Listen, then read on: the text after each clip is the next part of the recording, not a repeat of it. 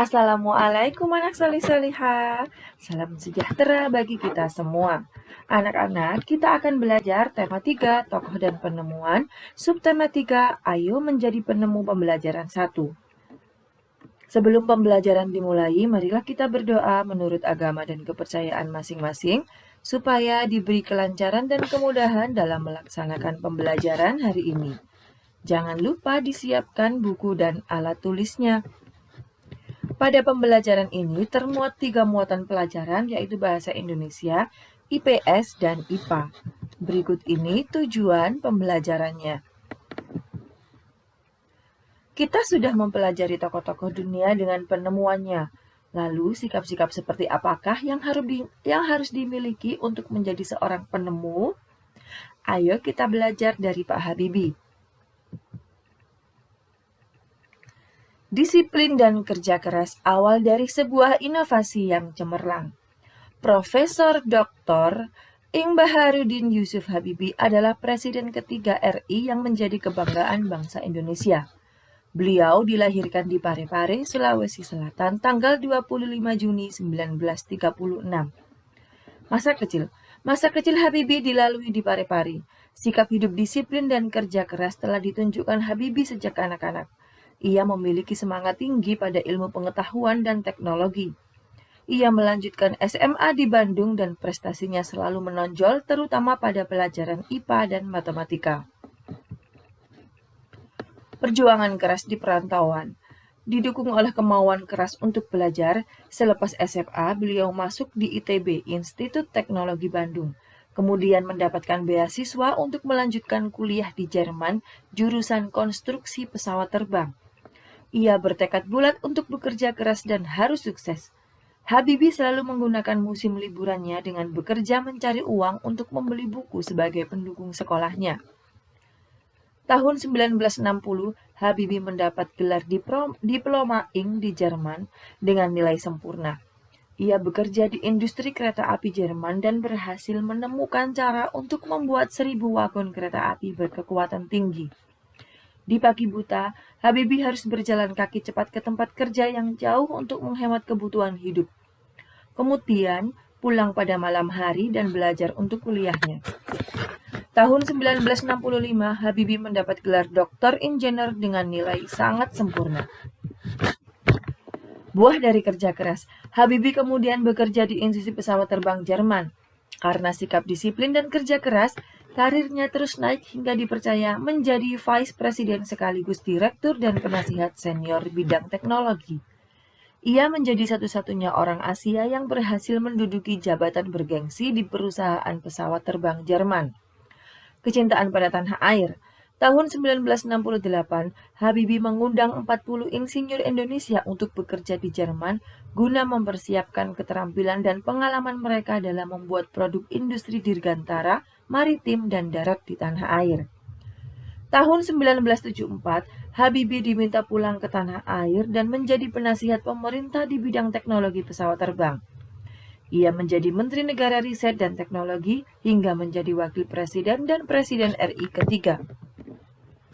Prestasi cemerlang buah dari disiplin dan kerja keras. Habibie menyumbang berbagai penemuan dan sejumlah teori di bidang konstruksi pesawat terbang, seperti Habibie Factor, Habibie Theorem, dan Habibie Method yang dipakai oleh universitas di seluruh dunia. Ia dijuluki sebagai Mr. Crack karena menemukan rumus untuk menghitung cacat badan pesawat terbang. Ia juga menerima banyak penghargaan dan prestasinya diakui berbagai lembaga internasional seperti di Jerman, Inggris, Swedia, Prancis, dan Amerika Serikat, serta menerima penghargaan yang hampir setara dengan hadiah Nobel. Habibie Bapak Teknologi Indonesia. Tahun 1976, Habibie mendirikan industri pesawat terbang pertama di kawasan Asia Tenggara, yaitu PT Nurtonio dan industri strategis lainnya. Industri binaannya berhasil memproduksi pesawat terbang, helikopter, senjata, amunisi, kapal, tank, panser, water cannon, kendaraan RPMM, kendaraan tempur, dan masih banyak lagi baik untuk keperluan sipil maupun militer. Di tingkat dunia, Habibie terlibat dalam berbagai proyek desain dan konstruksi pesawat terbang seperti Fokker, pesawat angkut militer, jet eksekutif, Airbus, pesawat angkut dengan teknologi mendarat dan lepas landas secara vertikal, CN-235 dan CN-250. Selain itu, Habibie secara tidak langsung ikut terlibat dalam proyek perhitungan dan desain helikopter, pesawat tempur multifungsi, beberapa peluru kendali, dan satelit di tingkat dunia. Nah, kita jawab pertanyaan yang berkaitan dengan bacaan tersebut. Nomor 1, apa topik masalah dari teks tersebut? Topiknya adalah disiplin dan kerja keras awal dari sebuah inovasi yang cemerlang. Nomor 2, apakah teks tersebut adalah jenis teks eksplanasi ilmiah? Jelaskan dan berikan contoh. Tidak, karena karangan yang tidak berdasarkan rekaan atau khayalan pengarang, tetapi berupa hal-hal yang berupa informasi faktual atau kenyataan atau berdasarkan pengamatan pengarang. Yang ketiga, apa pesan yang ingin disampaikan penulis melalui teks tersebut? Pesannya adalah, kita harus memiliki semangat tinggi pada ilmu pengetahuan di bidang teknologi. Nah, sekarang kita akan belajar tentang kata baku dan kata tidak baku. Kosakata baku adalah kosakata yang penulisannya telah sesuai dengan Pedoman Umum Ejaan Bahasa Indonesia atau PUEBI. Sebaliknya, kosakata non baku adalah kosakata yang penulisannya tidak sesuai dengan Pedoman Umum Ejaan Bahasa Indonesia atau PUEBI.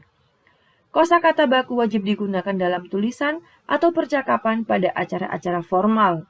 Kosakata non baku boleh digunakan dalam bahasa percakapan pada acara non-formal seperti saat berbicara kepada teman dalam kehidupan sehari-hari. Nah, masih ingat dengan pensil si kecil yang amat penting? Pada bacaan tersebut banyak ditemukan kata tidak baku. Nah, contohnya yang pertama, gimana sih?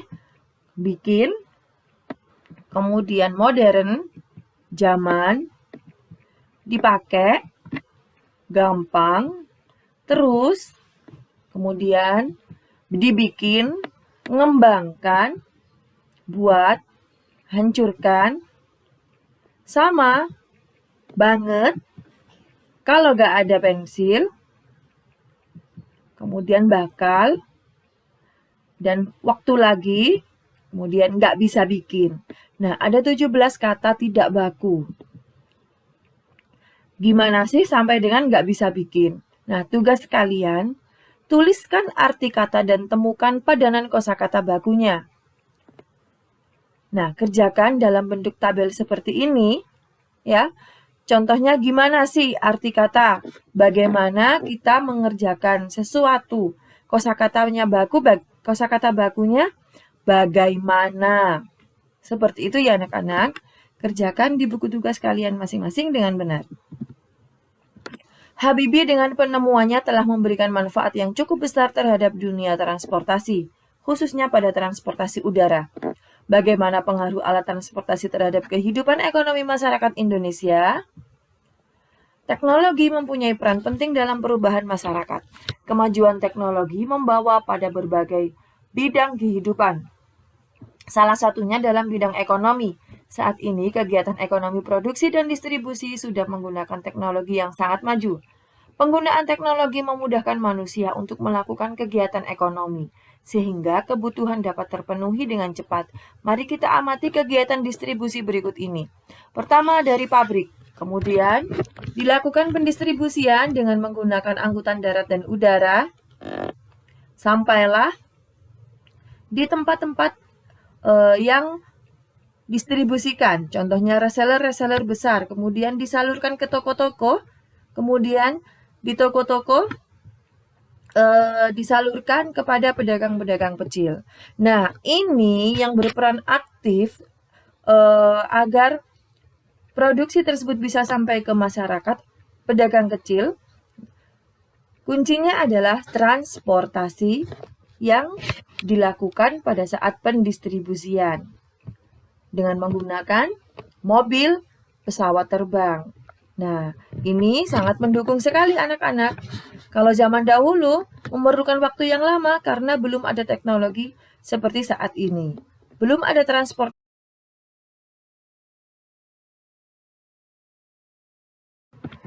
Perhatikan tabel berikut ini, mari kita bahas bersama-sama. Beragam hasil produksi dari pabrik. Nah, misalnya bahan makanan, perangkat elektronik, pakaian, obat-obatan, bahan bangunan, kendaraan. Perbedaan dengan adanya alat transportasi dan tidak ada alat transportasi. Yang kita bahas pertama adalah adanya alat transportasi. Pengaruhnya terhadap kehidupan masyarakat adalah distribusi barang kebutuhan lebih merata, harga barang tetap stabil, mendukung pembangunan, mendukung pemerataan kesehatan, serta menjaga dan meningkatkan ekonomi masyarakat pada suatu wilayah.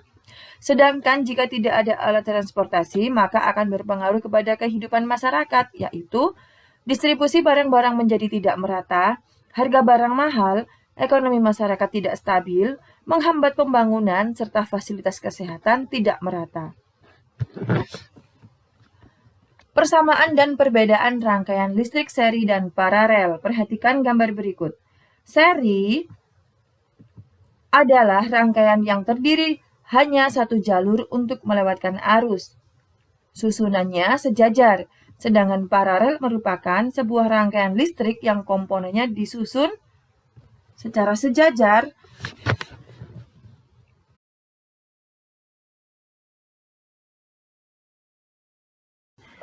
Rangkaian seri merupakan rangkaian listrik yang terdiri dari hanya satu jalur untuk melewatkan arus.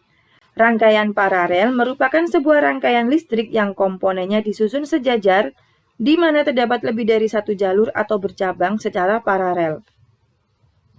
Ciri-ciri rangkaian seri. Yang pertama, hanya memiliki satu rangkaian listrik saja, membutuhkan sedikit komponen listrik sehingga hemat biaya, cahaya lampu yang dihasilkan lebih redup. Jika semakin banyak lampu yang digunakan, maka nyala lampu juga semakin redup. Jika salah satu lampu dimatikan, maka lampu yang lain juga ikut mati. Ciri khas rangkaian paralel. Hanya memiliki satu rangkaian listrik saja.